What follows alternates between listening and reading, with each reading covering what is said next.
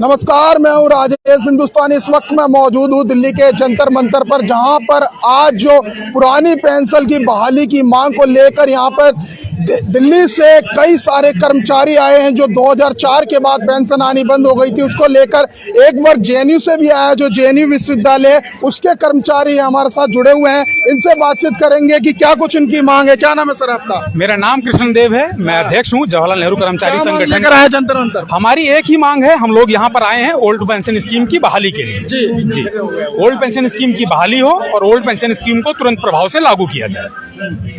पुरानी पेंशन कब से बंद हो गई आप लोग? ये 2004 से बंद हो गई है। 2004 से 1/1/2004 से एनपीएस लागू हुआ और पुरानी पेंशन स्कीम को बंद कर दिया गया। हम लोगों की यही मांग है कि एनपीएस को रद्द किया जाए और ओल्ड पेंशन स्कीम को चालू किया जाए, क्योंकि एनपीएस जो है वो कर्मचारियों के हित में नहीं है।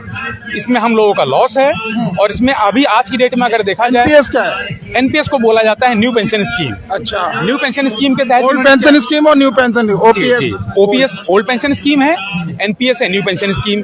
एनपीएस के तहत इन्होंने क्या किया है कि जो हमारी बेसिक सैलरी होती है, बेसिक सैलरी का 10% हमारी सैलरी से काटा जाता है और उसमें 14% कंट्रीब्यूशन गवर्नमेंट देती है। टोटल मिला के वो 24%। लेकिन आज की डेट में हालात क्या है कि ये 24% जो पैसा है ये 3 कंपनीज में लगाया जा रहा है। जो हमारा एनपीएस का पैसा 3 कंपनीज में लगता है, एक एसबीआई में लगता है, एक एलआईसी में लगता है और एक यूटीआई में लगता है।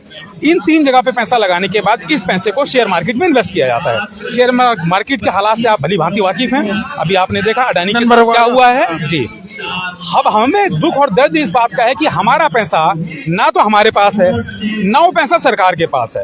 वो पैसा चला गया है प्राइवेट मार्केट में। अब उसमें भी क्या होता है कि अगर किसी दिन, अभी जैसे लोग रिटायर हो रहे हैं, अब मान लीजिए किसी की रिटायरमेंट के दिन मार्केट गिर जाती है, तो मुझे तो लगता है कि जो उसका पैसा जमा हुआ है उससे भी कम अमाउंट उसे मिलेगा। और जिस दिन मार्केट गिरी उस दिन अगर उसकी पेंशन बनाएंगे तो उसकी पेंशन बनेगी 500 रुपया, 700 रुपया। जैसे भी आपने एग्जांपल देखा होगा, कुछ हमारे साथी हैं जो 30,000 35,000 की बेसिक से रिटायर हुए, उनकी पेंशन बनी है 2300 रुपया। आप बताइए 2300 रुपया उस आदमी को पेंशन मिल रही है जो 15, 20 साल, 25 साल की नौकरी भारत सरकार के लिए करके जा रहा है, पेंशन स्कीम के तहत, न्यू पेंशन स्कीम के तहत। और उसी जगह अगर देखा जाए तो हम लोग कहते हैं, जिसे कहते हैं कि बुजुर्ग को जो हम लोग वृद्धावस्था पेंशन दे रहे हैं, कहीं पर 2000 मिलती है, कहीं 3000 मिलती है। जी, कहीं पे 2000 है, कहीं 3000 है, कहीं 2500 है। आप ये सोचिए कि एक आदमी जो अपनी 25-30 साल की सर्विस देके जा रहा है, उसे एनपीएस के तहत मिल रहा है 2300 रुपया पेंशन। तो इससे बढ़िया तो जो आदमी कुछ नहीं कर रहा है, सिर्फ बुजुर्ग है, बैठा हुआ है, उसी को आप। ओपीएस के तहत कितनी मिलती थी? ओपीएस के तहत क्या होता था, जो भी आप आखिरी अपनी सैलरी उठाते थे बेसिक सैलरी, उसका 50% आपकी पेंशन होती। अच्छा, 50%। अगर 40,000 है तो 20,000 मिलेगी। और इसमें जैसे आपकी 30,000 है तो कितनी मिलती है अभी? जो किसी का बना है पेंशन मार्केट के हिसाब से जो बना है, कुछ रखा है सरकार ने अभी तक इसके बारे में क्लियर नहीं किया गया है। पेंशन में बिल्कुल क्लियर नहीं किया गया। कितने % मिलेगा? ना, ऐसा कुछ नहीं है। ये सब शेयर मार्केट से लिंक्ड है। इसमें क्या हुआ है, टोटल आपका जितना पैसा कटा, उस पैसे का 60% आपको रिटायरमेंट के टाइम पे दिया जाएगा। इसमें कुछ संशोधन हो या पूरी न्यू स्कीम जो है पेंशन है उसको रद्द किया जाए? बिल्कुल, एनपीएस को पूरी तरह से रद्द किया जाए और ओल्ड पेंशन स्कीम को लागू किया जाए। सवाल ये भी है कि जब चुनाव आते हैं तो सभी सरकार, चाहे राज्य सरकारें हो, केंद्र सरकार हो, पुरानी पेंशन का मुद्दा होता ही होता है। अभी कांग्रेस ने कई राज्यों में घोषणा भी की थी और कई राज्यों में उन्होंने इसको लागू भी किया है। तो उसको कैसे देखते हैं आप, ये जो राजनीति भी होती है इस मुद्दे पर? नहीं, राजनीति नहीं, देखिए मैं इसको राजनीति नहीं कहूंगा। मैं इसको एक चीज कहूंगा कि कहीं ना कहीं किसी एक पार्टी ने हम लोगों के दुख और दर्द को समझा है। हिमाचल में लागू हुआ, छत्तीसगढ़ हुआ है। जी, आपने सही कहा। और इसलिए हमें लगता है कि जो भी हमारे दुख दर्द को समझेगा, जो इस मुद्दे को आगे लेके चलेगा, हम उसके साथ चलेंगे, हम उसी का सहयोग। आए फिर ये दिल्ली ना, दिल्ली से तो लोग मौजूद ही हैं, और भी जगह से लोग यहाँ आए हैं। जैसे आपने देखा कि कुछ केरला से लोग आए हैं, और भी जगह से लोग आए हैं। में जो सरकारी कर्मचारी केंद्र के अधीन आते हैं, वो ये सबकी समस्या है। ये सबकी समस्या है, केंद्र वालों की सिर्फ ना, ये केंद्र की भी है, राज्य की भी है, ऑटोनोमस बॉडीज की भी है, और जो स्वायत्त संस्थाएं हैं उनकी भी है। ये सभी की समस्या, क्योंकि जो यहाँ पे खड़े हैं सारे जेएनयू से हैं। अभी हम लोग हम जेएनयू से हैं। इसके साथ आप देखेंगे अभी हाई कोर्ट ने एक डिसीजन दिया जिसमें बोला गया था कि सिर्फ जो हमारे फोर्सेस के आदमी थे, एयरफोर्स, नेवी और आर्मी, उनकी पेंशन रखी गई थी।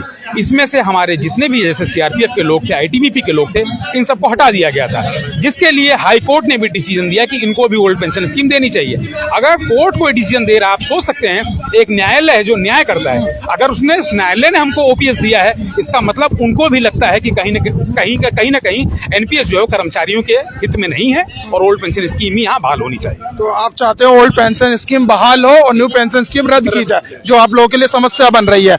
आप कुछ कहना चाहेंगे भाई साहब इस पे? जी बिल्कुल, मेरे भाई ने जैसा बताया और आज उसी मुद्दे पर हम लोग यहाँ इकट्ठा हुए हैं। आज एक ही सूत्रीय हमारा कार्यक्रम है कि ओपीएस को बहाल करो और एनपीएस को बाहर निकाल करो। तो हमारा यही आज का स्लोगन है और इसके जितने भी इम्पैक्ट दुष्प्रभाव हैं भाई ने बताए हैं कि आज एक सर्टेन अमाउंट तक का एक फार्मूला कोई सरकार की तरफ से निर्धारित नहीं किया गया है कि एक आदमी को ये पता हो कि मैं 35 साल सर्विस करने के बाद मुझे क्या पेंशन मिलेगी।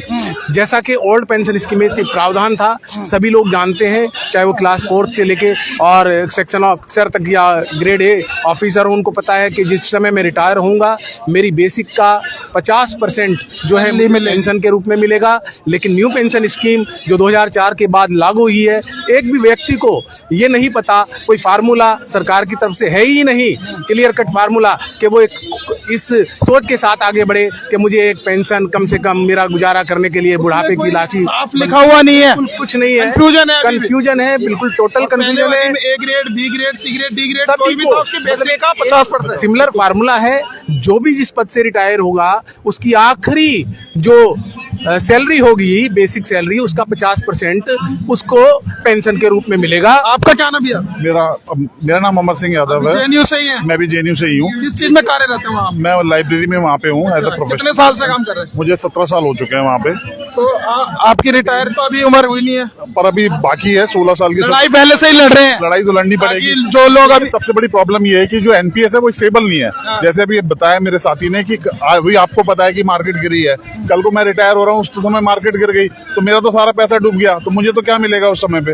और अभी भी हमारे यहाँ पे इससे को लेकर पहले से ही लड़ाई आप लोग लड़ और रहे कई सारे हमारे जो कर्मचारी हैं जिन्होंने पहले डेली वेजेस बेसिस पे होता था, जो डेली वेजेस बेसिस पे कुछ लोग काम करते थे, अभी जाकर के उनकी अगर आप बहुतों की जो जिनको एनपीएस में, क्योंकि वो लोग शुरू में परमानेंट नहीं हुए, 17-18 साल बाद परमानेंट हुए, तो उनकी सर्विस जो हुई वो 15 साल की हुई परमानेंट की।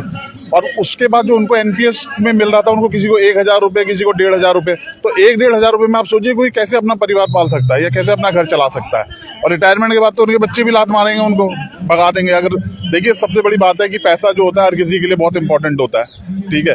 और जब प्रधानमंत्री जी हैं या बाकी लोग हैं, सब लोग एक दिन के लिए एमएलए बनते हैं, एक दिन के एमपी बनते हैं, और वो तो फुल पेंशन ले रहे हैं, 9 बार पेंशन लेते हैं, 9 बार जीत जाते हैं। और हम लोगों को जो है जो 33 साल 34 साल की सर्विस पूरी कर रहे हैं और उसके बाद भी हम लोगों को हमारा पैसा नहीं मिल रहा है, ठीक है। और एक तरफ जेएनयू को लेकर अक्सर देश भर में बवाल रहता ही है, आप लोगों का मुद्दा सरकार कहीं दूसरे रूप में तो नहीं देखिए लेगी। एक बात बताऊं, मैं भी आरएसएस से जुड़ा हुआ हूं, लेकिन अच्छा। जो हमारी जो आइडियोलॉजी ठीक है वो एक अलग हो सकती है, लेकिन जो हमारा ओल्ड पेंशन स्कीम की आपकी अपनी मुख्य मांग है उसके लिए तो हम लड़ेंगे कर्मचारी, वो चाहे कुछ भी हो। तो साफ तौर से ये देखिए जेएनयू विश्वविद्यालय जो है उसके कर्मचारियों और अलग अलग जगहों पर ये कार्य रहते हैं, कोई लाइब्रेरी में, कोई दूसरे डिपार्टमेंट में। इनका कहना है कि ओपीएस को बहाल करो और एनपीएस को बाहर करो। यही मांग लेकर आज दिल्ली के जंतर मंतर पर ये लोग आए हैं और आज सरकार से मांग कर रहे हैं कि जल्द से जल्द हमारी मांग सुनी जाए। फिलहाल इस वीडियो में बस इतना ही। बाकी खबर देखने के लिए देखते रहिए सत्य खोज। नमस्कार।